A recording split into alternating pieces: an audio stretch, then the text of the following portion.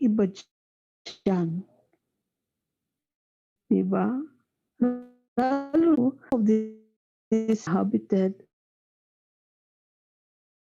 or possessed owned by niliingon or taglugar have special certain dance.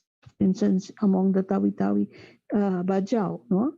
Every 3 years, you should perform this, you should offer this food. Ito na yung big man, no? Yung obligation mo to the community, you should share your food and do music and do uh, acknowledge the presence of these beings that are not like us. But they're very important to the community. Yan. Ngayon, yung mga hayaw, yung mga nag dumadaan lang diyan, hindi nila masyadong alam kung nasaan yon. Kaya, pinagsasabihan sila ng mga tumandok, yung mga taga doon talaga. Na, uy, wag ka masyadong mag-ano dyan ha. Minsan, joke lang eh. Joke. Di ba? Oo, baka maaligaw ka sa ganito, pagdating mo, naglalakad ka ng patiwarik, yung mga gano'n na may kanto dyan. Yan. Can I share? Sure.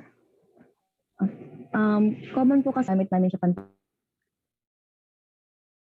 pantakot na din sa mga anak namin. Anong kapatid, yung taong lipod po, ma'am. Which is tao lipod. Tao lipod. Yes po.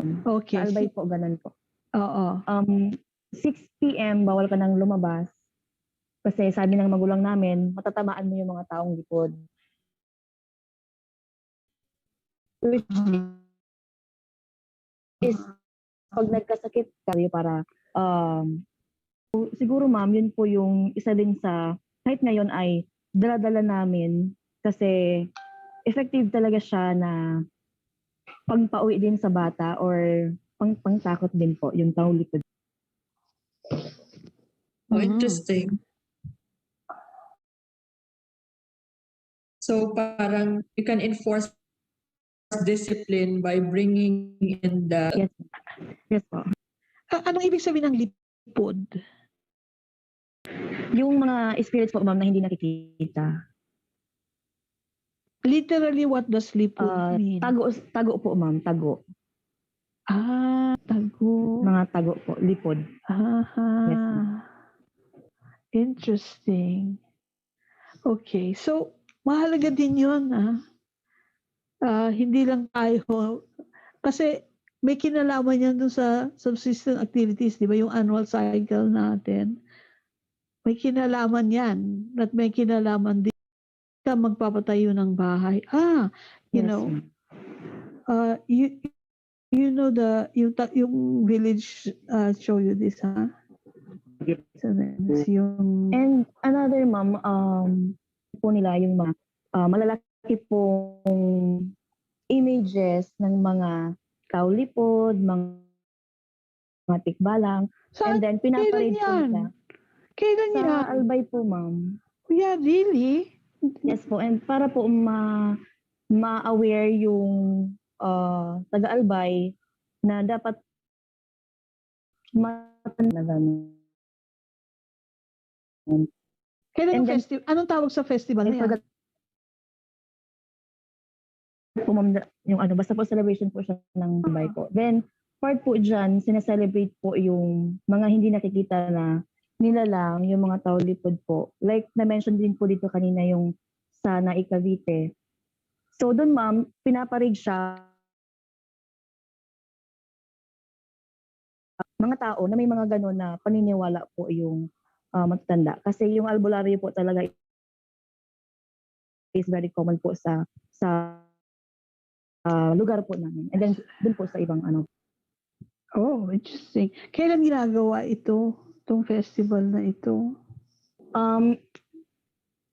Dati po kasi May po siya ginagawa kasama po nung sa Magayon Festival. Para pong a month celebration po siya.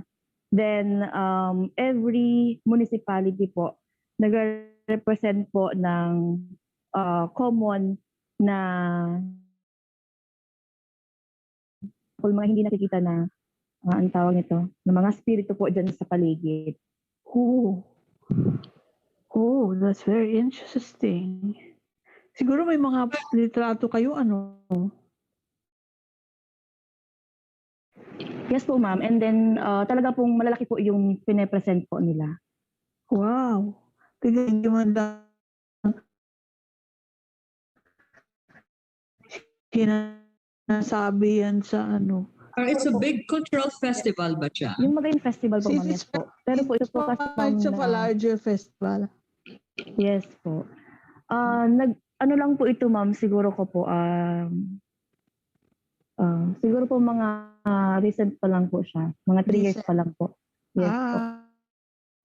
Okay. Even po yung tambaluslos na tawag. Ano yung Anong tambalos? Yung common. Ay, sorry Merong po. Ibalong Festival pala. sinusulat Yes po, sorry, ma'am. sa chat box. Yes, Ibalong. Is there Ibalong Festival? Yes po, Ibalong Festival na, ma'am. So basta po, ma'am, marami po dyan na representations po pag na pinaparade po, ma'am. Yeah. Well, I wanted to share something like ito yung planned village, 'di ba? Ito ang layo sa bahay. Sabi ko, bakit wala kayong mga puno o yung sabihin mga mangrove? Yung mga ano pala, yung masama bangi. Ayaw nilang may mga mangrove. Gusto nila clear. Kasi dito daw nagtatago yung mga yun, mga diliingon nato. Diyan sila nagtatago. Kaya ayaw nila, gusto nila clear. Diba? Iba kasi yung ano nila ecosystem, di ba? Meron bang puno sa dagat? Then mas madagat sila kaysa dito sa malapit sa mangrove. So mangrove is a scary place. It's habited by diliingon nato, di ba? And then you see, it's not only that you find them on land. Ito yung mga reefs yan. Sitangkay is a tiny island there. Ito mga reefs. At dito sa mga pulang ito mga sacred places. Tumpat, no? Tumpat ang tawag sa kanila. Yan. Pag dinesik mo na yung albularyo na ang tawag jinn na mag-heal sa'yo. Ngayon, hindi lahat ng nangingisda alam may mga sacred places. Ang nakakalam dyan yung jinn. Pag nagkasakit ka, sasabihin, saan ka ba nagpunta? Nagpunta ako sa ganito. Ay, nako, meron dyan ganito. So, may mga pangalan yung mga yan. I made a table here. Here, I put a table here and refer to it like, for instance, Kananugan Reef near Malamanok Island, Kamanugan Reef, Gusong Rakmatula. So that is the place name, no? That's the place name. Gusong Reef, no? Gusong. Then, sino nandito sa si Rakmatula? This guy watches the fishing ground. Siya yung nagbabantay eh. So it is a blessing when you can ask help, no? Kasi bigyan mo naman ako ng malaki yung anak ko magpapakasal, ganyan. So sinasagot daw, ano mo. So paano nalaban ng informant ko to? Star is fishing. It is a fishing ground. So, Here's the trick. It's everybody knows it. Everybody knows it. So it is may kanal din dyan, ano? May kanal din yan. Yeah, Arby want to say something? Kung alam niya dahil nag-appear siya sa kanyang dream. Nandiyan ba? Meron. Okay. So it appears in a dream of the jinn. jinn. Yan, ganyan. Yeah. So may mga iba-ibang pangalan, no? Sheikh Makdum. Siya pala yung nag-introduce ng Islam sa Sitangkay. So this is one of those here, no? Yeah. So hindi lang sa lupa, kahit sa ilalim ng tubig ba mga sacred places. Nagulat nga ako eh. My colleagues, we were planning to, every year we used to have a conference on the Bajau in Sampurna in North Borneo, no? Sabi nila sa akin, these guys they're doing ethnomusicology. Sabi nila sa akin, Chim, gumawa ka naman ng yung sacred places. Ha? Ang hirap yata nun. Pupunta pa ako sa dagat. Sabi sa hindi, mag-informant work ka na. Kailangan namin yan kasi hindi namin ginawa yan eh. They were preoccupied with that festival. The dancing. Mas dancing sila. Yung eagle. They were doing research on eagle and music and that ceremony. But they didn't know where these are, except for those in the ceremony. So I did this together with them to complement their study. Yun. I think that's about it. Can we RB to Meron pong nag-raise ng hand bago natin i-summarize, Ma'am Chim. Okay. Good afternoon po. Kasi okay po. Good afternoon po. This is Jocelyn Dihico po from Inchensa Campus. Jocelyn. Okay, Jo. So, napag-uusapan po kasi kanina na kumbaga yung kanilang mga houses ay malayo sa mangrove area. So, with such belief po na doon na namamahay ang mga engkanto. So, I just wonder on how do they utilize their mangrove? Protektahan ba ito dahil sa belief system po nila na gano'n? Or parang pinapabayaan lang nila and hindi sila nagkakat? Or rampant din po? Naku, you just answered your question. So it's a sacred place. Don't touch it. Because in the mangrove, the fish spawn, di ba? That's a spawning place. Opo. So yun po yung appreciation na nakita ko po, na pag may mga ganong belief systems, more or less, protected po yung kanilang environment. Kasi, yes. And then, so yun po yung appreciation na nakita ko. Yun. So, tingnan natin, no, when of course, yan yung translation sa culture natin, di ba? At saka yung sa Western scientific knowledge natin. Yan yung ating translation. Yeah. Yes, that's good.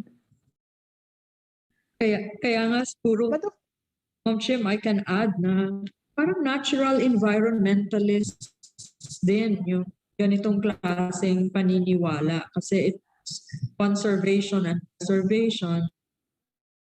Kaya once you leave some areas untouched, hindi ka pwedeng ng mga bagay na paari kasi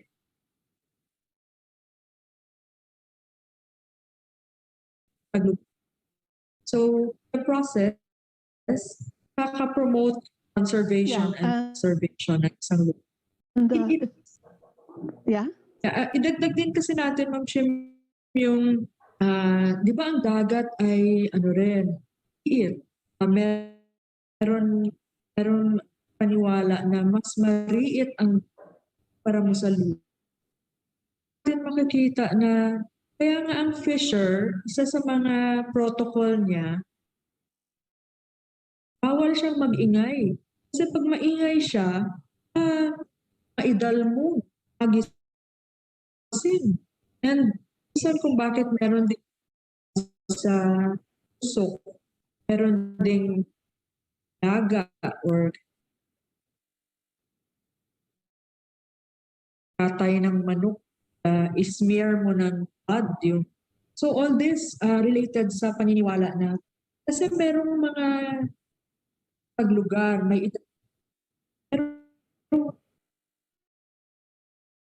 taga rito. So, ito, mga kailangan pa natin talagang aralin at kailangan pa rin ito. Thank you. Yeah, this take what you need and leave the rest to others. Siguro yan yung pandemic lesson natin mula sa pandemic, di ba? Take what you need, leave some to others. May mga indigenous peoples, hindi nila hina-harvest lahat ng, let's say, fruits, no? Papaya.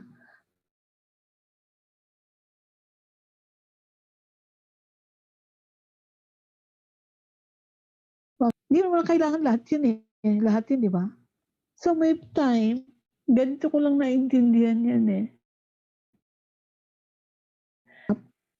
Mas stronger ang lasa, may pait-pait, ganyan. No, so just before that,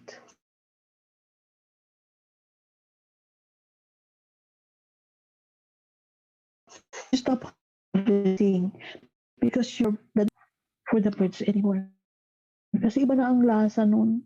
Yun na yung mga inuulan na papasa lang to the next fruit. No?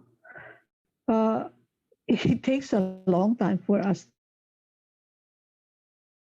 to understand. Bakit binabalik mo yung maliliit na isda? Ano namang magagawa sa inyo yung maliliit na isda na yan? Pwede ka namang pumalik at lalaki pa siya. Because of the capitalist society, maybe even the capitalists will take it and use it as a fertilizer. Yung mga dapat sanang hindi hulihin, pero nasasama dun sa kanilang huge nets, no? That local people will always have that ethical belief that I will still come back, you will still grow, bumalik ka muna dyan. Di ba? So, I would just take what for us. So, these are part of the local knowledge, indigenous knowledge, and by talking about sacred places, mariit na lugar, lumalabas itong mga sense of conserving our environment of nature and not disturbing it. Diba? So, kaya paalas sa isda ganyan. Kaya ka nagkasakit, gano'n, no? May dadating na gano'n. But what happens at 6? Ito yung time when, di ba ito yung dusk? Babalik na yung mga birds, di ba? If you are in places that are many trees, did you notice, pagbaba na yung araw, ito na yung birds. Nandito na sila. Ngayon ko lang talaga na-realize dahil nagmamadali tayo palagi. Sa cities, nagmamadali palagi yung araw. Ang ingay-ingay ng mga ibon at yun na sila. No? Ngayon ko lang yun na, I have time. So when I used to live inside UP campus, marami rin kaming trees, marami yan. Pero sa dami kong ginagawa at sinusulat pa, hindi mo na na-observe. But because of pandemic, it slowed us down. At maraming bagay na sinasabi ng magulang natin, do this, do that. And we now understand what it is. It's the same as doing field work. Our informants will never answer you why. Yung mahirap sagutin yung why, bakit? Di ba? Tanong na, bakit? Sometimes you don't ask that anymore. You can connect stories and find out. Then you can say, kasi ganito ba yun? They will affirm or probably will not affirm, but with that observation, pwede mo nang ma-check. No, pwede mo nang ma-check. So hindi lahat alam nilang sagutin. It's the way you ask these questions. It's the way you put it into context. Then they can connect. You can connect. Yan. So, maraming bagay, pero yung sinasabi namin dito ay we provide you with the busdo, paano mo description. No? You can do your description. And probably, or we can summarize what we have done so far.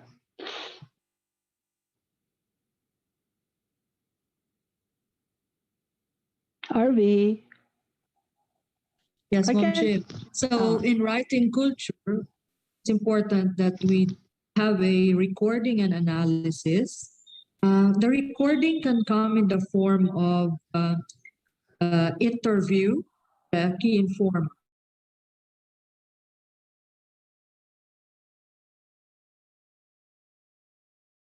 And gamitin natin helpful sa pag-record ng annual production cycle. We can do the survey, household survey, for us to get the larger picture of village community studying. Pero mahalaga din kasi itong survey dahil makikita natin mga activities ng mga tao na inaaral. So malalaman na rin natin subsistence activities that they do. Farming ba? Fishing ba? Crafts? Ano pa yung ginagawa nila? And the photographs are very useful kasi and we can even draw. So makikita natin yung kauman. Natin kung ano yung tsura ng ating cluster of houses na bumubuo. And we can have more descriptions of places that we are studying or community. Have this visual text. And another thing is ang photographs kasi kahit tayo meron ding memory, no? Tungkol sa kinuha nating picture. And so makakatulong yan kakadagdag sa ating nuance na susulat. And pwede rin kasi na itong mga photographs na to, tayo ng field, merong tinatawag na photo citation. So pag pinakita natin, generate pa data kasi kwento pa rin yung kausap natin sa photograph na lahat ng ito, buslo, no? These are containers because ang daming data set makita, narratives, even the self. So we now have enough information to describe each community. Mahalaga din na makita natin ano yung families, a genealogy, para alam natin at dahil sa intermarriage from another village community, so nag-expand clan na ito and mas cement yung social relations sa iba pang mga lugar at kita natin sa process dito yung sa textured yung ating description of how the village community is formed. And mahalaga na ang participant observation kasi as a method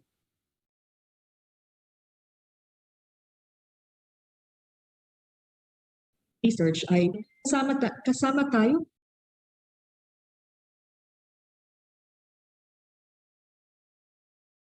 nga ba mangisda? Nga ba mag-med-et?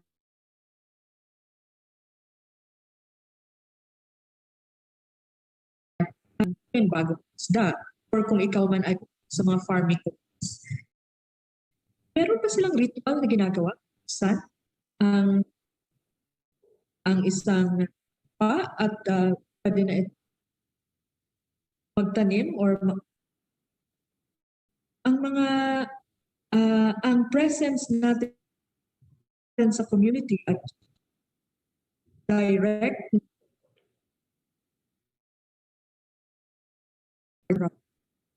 so makikita natin na importante ang ating presence and direct na pag-participate talaga sa mga activities nila.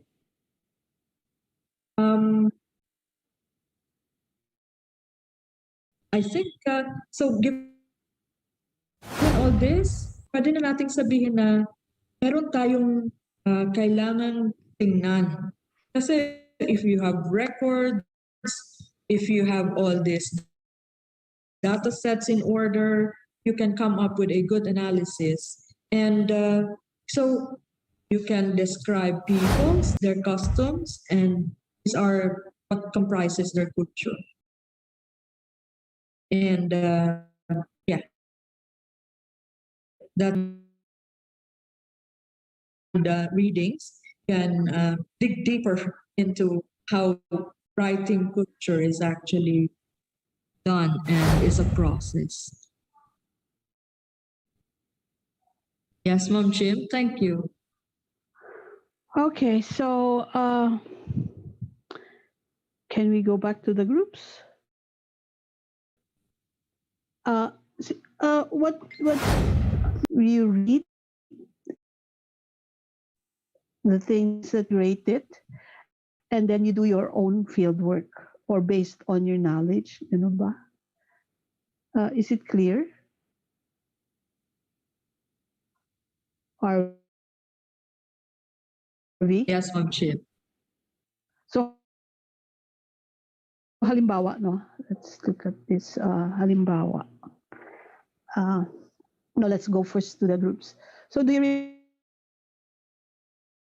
remember to the Google file? So you know who are with you.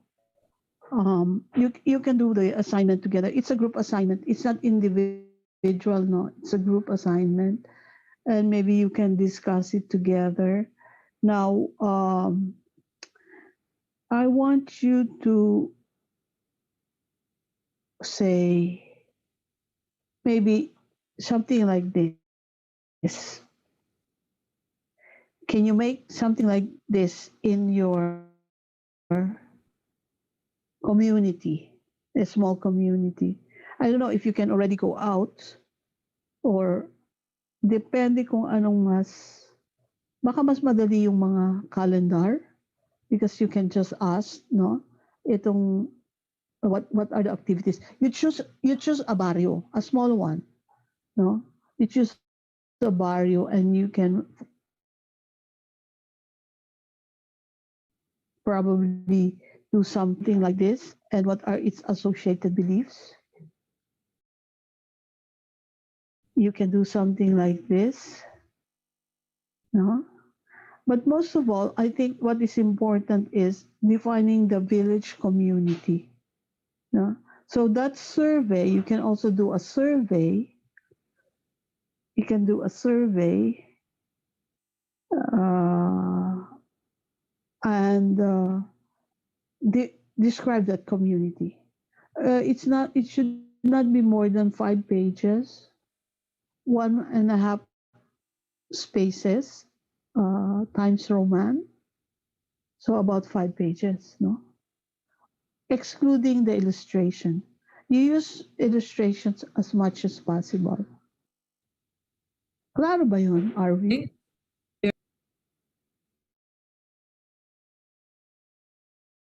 Structure natin. So, just to reiterate, aling buslo ang gusto ninyong isagutin? Yes, the data set, di ba? Oo. Saan buslo? Anong gusto ang gagawin ninyo? Ito Yes. ba? You know, this is also interesting. Base your annual calendar. Ilang buwan ba yung isang taon?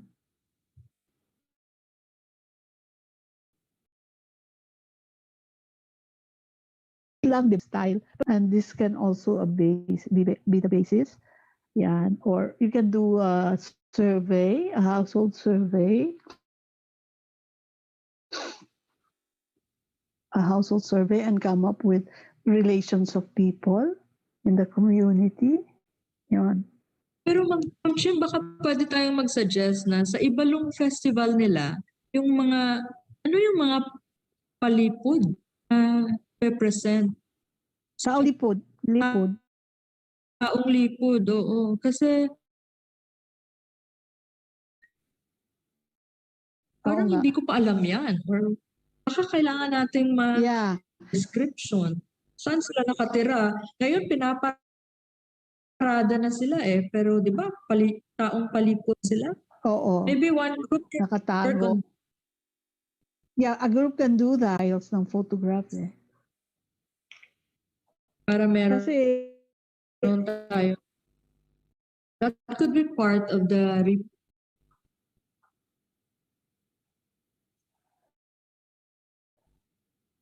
at saka yung badyaw sa daet, yung kay Danny, yung observation ni Danny. Sa Mercedes po yun, in another town. Mercedes is the fishing town of Camarines Norte. Aha.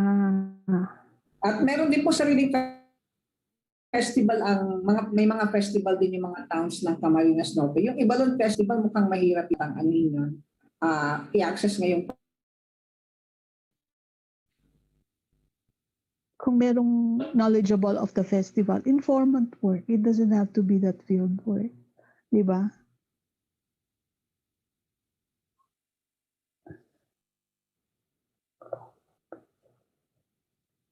Yeah. Is there any question?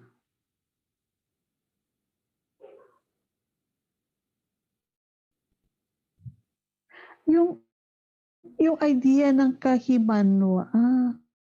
Okay, saan ba ito? Doon sa kabila yata ito, no? Did I ask this? Yung kahimanwa? Joe? Yes po, yes po. Ano po? Yung kahimanwa? Ito po. Can somebody write about that? Kahimanwa. You can assign it to the group. No, they have to choose if they want to do it. Okay. We can ask them. Oo. I'm going to have a meeting with them next week for debriefing at mga and discussion ng mga modules, no, for the first week before they go into the next 4 modules. So we can put that in as part of the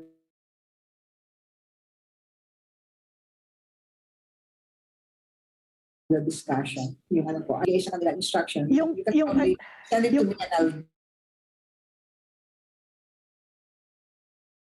Yes po. Sir, can you put it down together? sige. I'll do that. So it's 1.5 spaces. send it to me by either email RV. Yeah, we'll send it to Send it to you. me and then I'll include it as part of my discussion. Kasi pinag-iisipan na din po namin kung ano yung kanilang mga pwedeng pag-aralan. Kaya maganda yan na meron kayong maibibigay sa aming direction kung saan nila gusto. So, ito yung mga keywords, kahimanwa. Taong The idea of kahimanwa. So, village community, no? The idea of village community. Kahimanwa. Tapos yung badyaw, the seasonality of the visits of the badyaw. Taong lipod.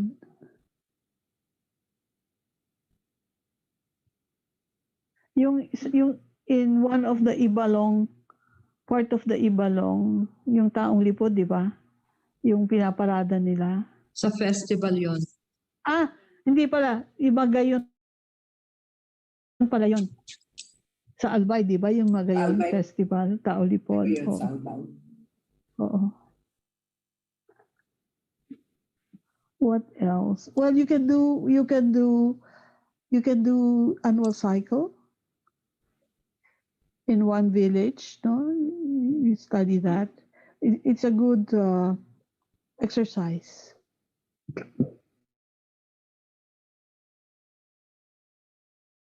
Pwede niyong hatiin naman yung yung task. Ano yung subsistence activities, ganyan. Okay. What else? Well, siguro yun. And then please read the sets.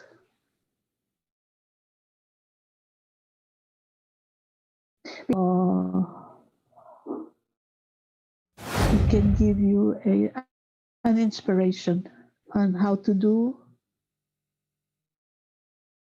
in writing. The more you read, the more you will be articulate in writing.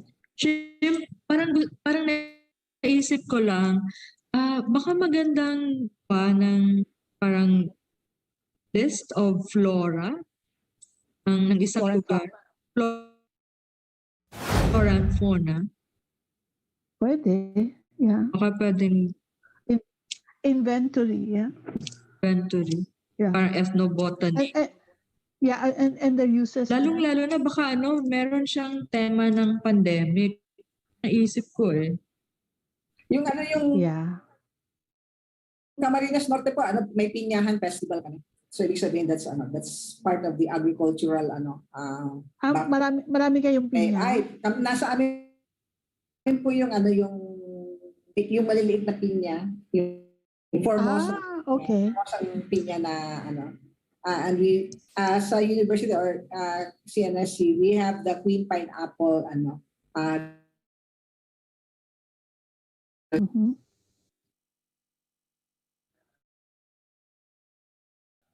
Okay.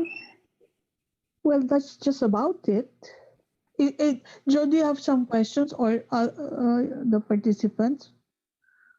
Would the participants have some questions? Okay, participants, please speak out kasi naman para makita nila na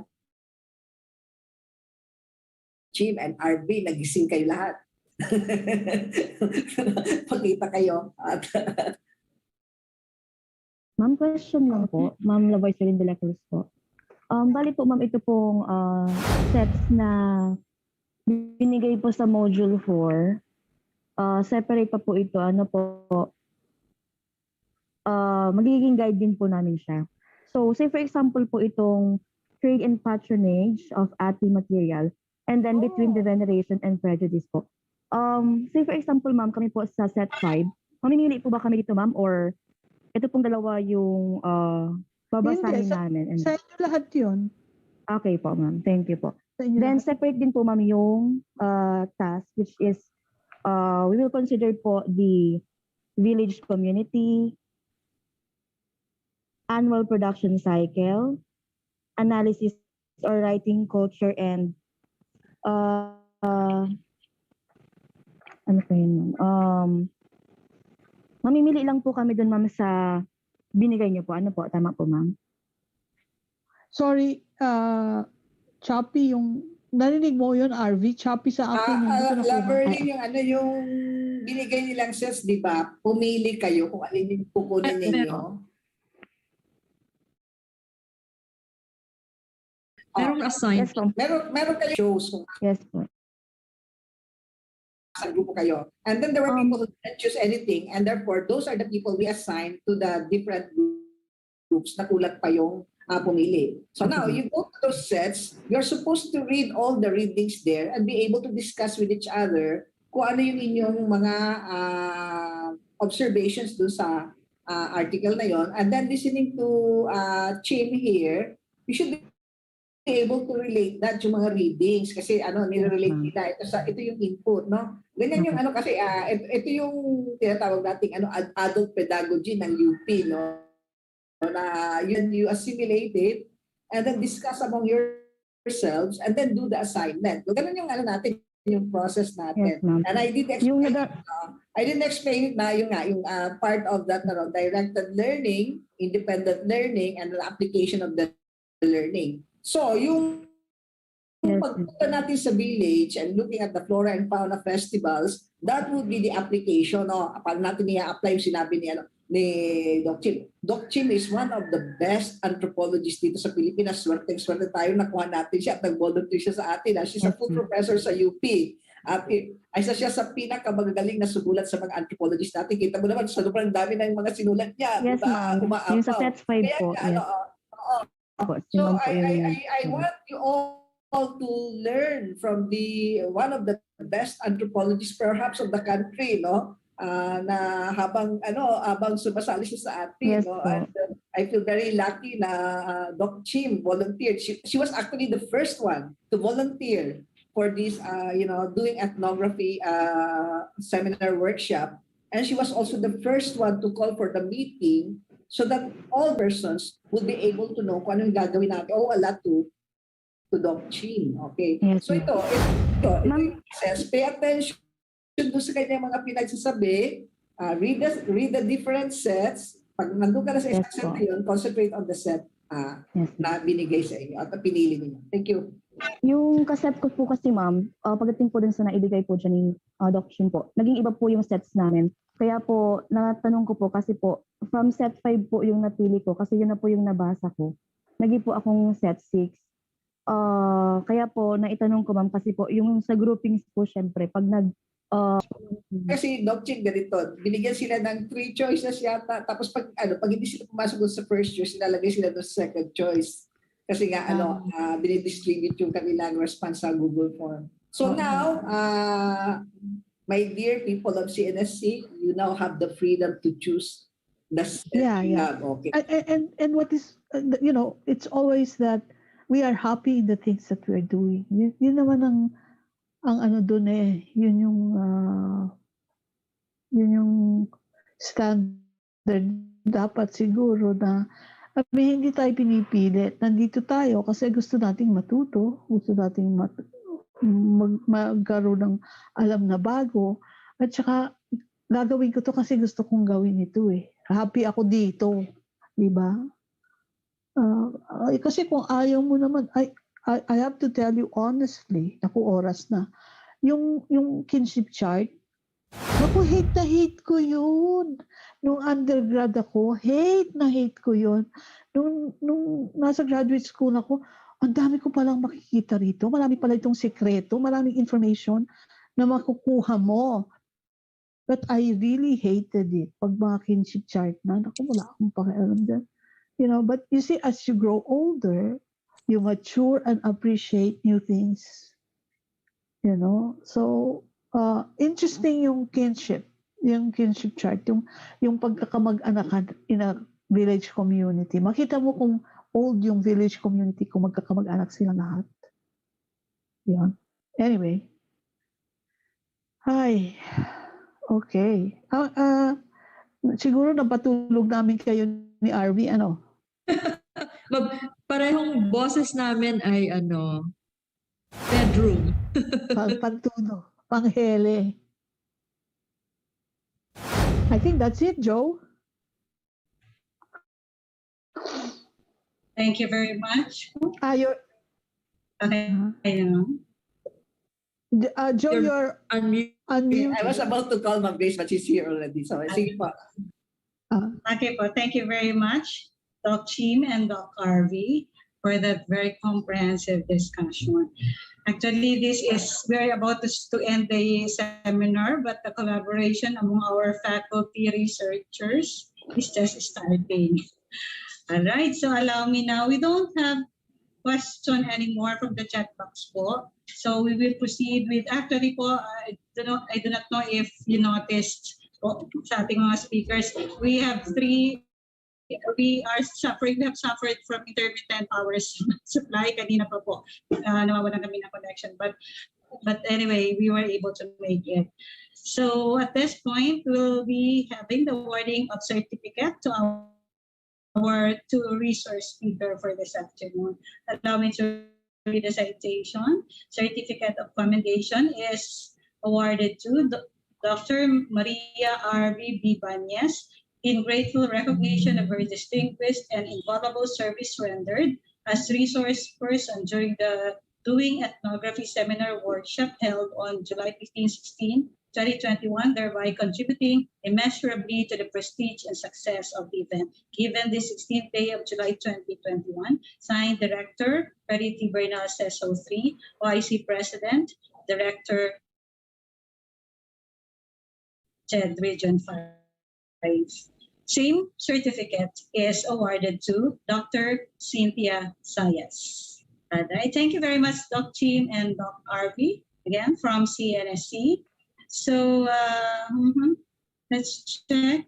And also we are still joined by our many UGAT members po. Thank you very much, Rene, for being with us all throughout this 2-day seminar workshop.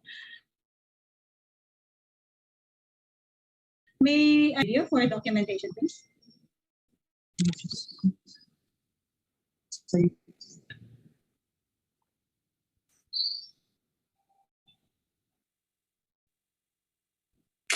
All right. Sandali, yung iba wala pa. Yung iba po, hindi pa. Please, ayan, open lahat ngayon. Excited mag-research? Totoo?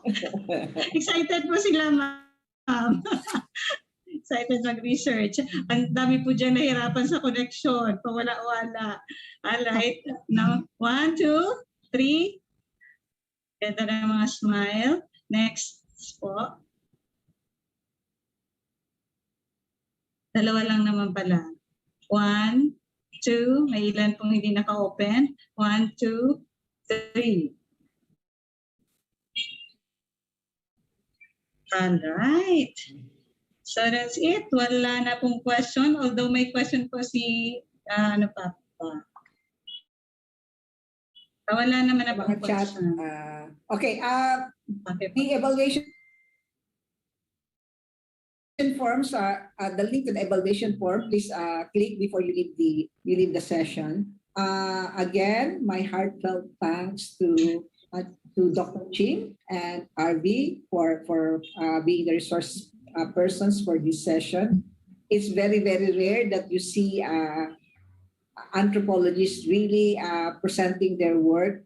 Alam mo kasi yung anthropology, we pay attention to the details of communities that most social science researchers tend to neglect, no?